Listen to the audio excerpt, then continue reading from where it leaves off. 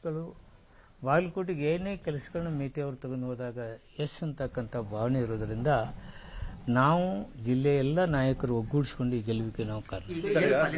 BJP ನಗರದ ಓಟ್ಗಳ ಮೇಲೆ ಬಹಳ ಡಿಪೆಂಡ್ ಇದೆ ಸರ್. ಕಾಂಗ್ರೆಸ್ ಗ್ರಾಮೀಣ ಆ ಥರದ್ದು ಏನಾದರೂ ಚೇಂಜ್ ಆಗ್ಬೋದಾ ಅಂತ ನೀವು ಅದನ್ನ ಲೆಕ್ಕನ ಹಾಕಬೇಡಿ. ಗೆಲುವು ನಮ್ಮದೇ ಸರ್. ಗ್ರಾಮೀಣ ಭಾಗದಲ್ಲಿ ಮಹಿಳಾ ಸಂಖ್ಯೆ ಕೂಡ ಹೆಚ್ಚಿನ ಮತದಾನ ಮಾಡಿದ್ದು, ಈಗ ಹೆಚ್ಚಿಗೆ ಮತಗಳು ಬರ್ತಾ ಇರಲಿಲ್ಲ, ಅದೇ ಪ್ಲಸ್ ಅಂತ ಹೇಳ್ತಾ ಇದ್ರೆ ಗ್ಯಾರಂಟಿ ಯೋಜನೆಗಳು ನಮ್ಮನ್ನು ಕೈ ಹಿಡಿದಿದೆ. ಸಿಟಿಯಲ್ಲಿ ಬಹುಶಃ ದುಡಿಯುವ ವರ್ಗ ಅದು ಅಂಡರ್ ಕರೆಂಟ್, ಯಾರಿಗೂ ಗೊತ್ತಾಗ್ಲಾದಂಥ ಆ ಹೆಣ್ಮಕ್ಳನ್ನ ಭಾವನೆಗಳನ್ನ ಅರ್ಥ ಮಾಡ್ಕೊಂಡಿದ್ದೀವಿ. ಆ ದುಡಿಯುವ ವರ್ಗ ಯಾವುದೇ ಪಕ್ಷ ಪಂಗಡ ನೋಡದೆ ಗ್ಯಾರಂಟಿ ಯೋಜನೆಗಳ ಪರವಾಗಿ ನಿಂತು. ಈಗ ಸಿಟಿಲಿ ವೋಟಿಂಗ್ ಪರ್ಸೆಂಟೇಜ್ ಕಡಿಮೆ ಇದೆ, 61%. ಗ್ರಾಮೀಣ ಭಾಗದಲ್ಲಿ 74.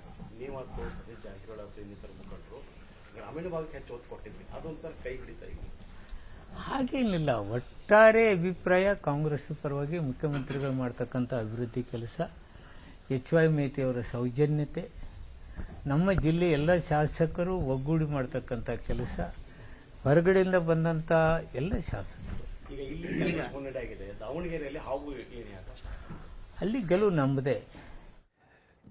RB ತಿಮ್ಮಾಪುರ ಅವರು ಗೆದ್ದಾಗಿದೆ ಅನ್ನೋ ರೀತಿಯಲ್ಲಿ ರಿಯಾಕ್ಟ್ ಮಾಡ್ತಾ ಇದ್ದಾರೆ. ಆಲ್ರೆಡಿ ನಾವು ಗೆದ್ದಿದ್ದೀವಿ ಅನ್ನುವಂತಹ ರೀತಿಯಲ್ಲಿ. ಯಾಕಂದರೆ ಅವರು ಆ ಚುನಾವಣೆಯನ್ನು ಅಲ್ಲಿಯ ಉಸ್ತುವಾರಿಯಾಗಿ ಕೂಡ ಕೆಲಸ ಮಾಡಿದಂಥವ್ರು. ಅವರಿಗೆ ಅಲ್ಲಿಯ ನೇರವಾದಂತಹ ಸಂಪರ್ಕ ಬಾಗಲಕೋಟೆ ಮತಕ್ಷೇತ್ರಕ್ಕೆ ಸಂಬಂಧಪಟ್ಟಂತೆ ಇದ್ದೇ ಇದೆ. ಗೆದ್ದಾಗಿದೆ, ನಾವು ಗೆದ್ದೇ ಗೆಲ್ತೀವಿ, ಅದರಲ್ಲಿ ಯಾವುದೇ ಅನುಮಾನ ಬೇಕಿಲ್ಲ ಅಂತ ತಿಳ್ಕೊಂಡು ಹೇಳ್ತಾರೆ. ಧರ್ಮಸೇನವರೇ, ಒಂದು ಬೈ ಎಲೆಕ್ಷನ್ ರಿಸಲ್ಟು ಒಂದು ರೀತಿಯಲ್ಲಿದ್ದರೆ ಪಶ್ಚಿಮ ಬಂಗಾಳದ ಬಗ್ಗೆ ನೀವು ಯಾವ ರೀತಿಯಾಗಿ ನೋಡ್ತೀರಿ? ಪಶ್ಚಿಮ ಬಂಗಾಳದಲ್ಲಿ ಭಾರತೀಯ ಜನತಾ ಪಕ್ಷ ಇನ್ನೇನು ವಿಜಯದ ಹೊಸ್ತಿಲಲ್ಲಿ ನಿಂತಂಗೆ ಕಾಣ್ತಾ ಇದ್ದಾರೆ. 146 ಸೀಟ್ಗಳ ಮುನ್ನಡೆಯನ್ನು ಹೊಂದಿದ್ದಾರೆ ಅವರು.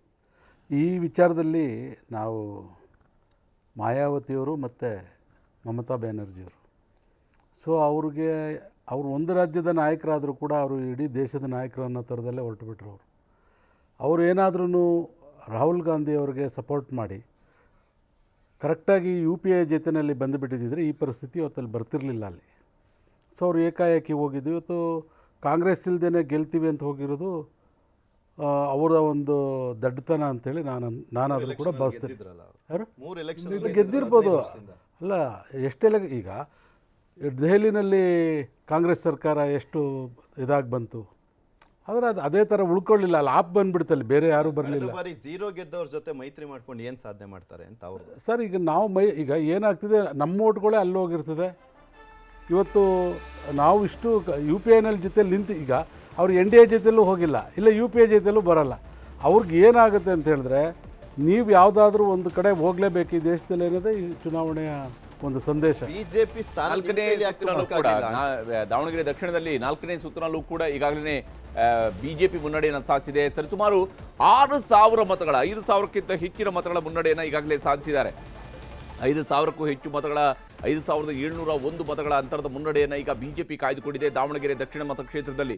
ನಿಜಕ್ಕೂ ಕಾಂಗ್ರೆಸ್ನ ಪಾಲಿಗೆ ಅತ್ಯಂತ ಶಾಕಿಂಗ್ ವಿಚಾರ ಇದೆ. ಯಾಕಂದರೆ ಕಾಂಗ್ರೆಸ್ನ ಭದ್ರಕೋಟೆಗಳಲ್ಲಿ ಒಂದು ಅಂತ ಹೇಳಿರುವುದು ದಾವಣಗೆರೆ ದಕ್ಷಿಣ. ಯಾವತ್ತೂ ಕೂಡ ಅಲ್ಲಿ ಎಲೆಕ್ಷನ್ ನಡೆದಾಗ ಅದು ಕಾಂಗ್ರೆಸ್ ಗೆಲ್ಲುತ್ತೆ ಅಂತ ಹೇಳುವಂತಹ ಕ್ಷೇತ್ರ ಆಗಿತ್ತು. ಆದರೆ ಆ ಕ್ಷೇತ್ರದಲ್ಲಿ ಈಗ ಹಿನ್ನಡೆಯನ್ನು ಅನುಭವಿಸ್ತಾ ಇದ್ದಾರೆ. ಅದು ಕೂಡ 500,000 ಮತಗಳಲ್ಲ, 5,701 ಮತಗಳ ಹಿನ್ನಡೆಯನ್ನು ಅನುಭವಿಸ್ತಾ ಇದ್ದಾರೆ ಕಾಂಗ್ರೆಸ್ದವರು.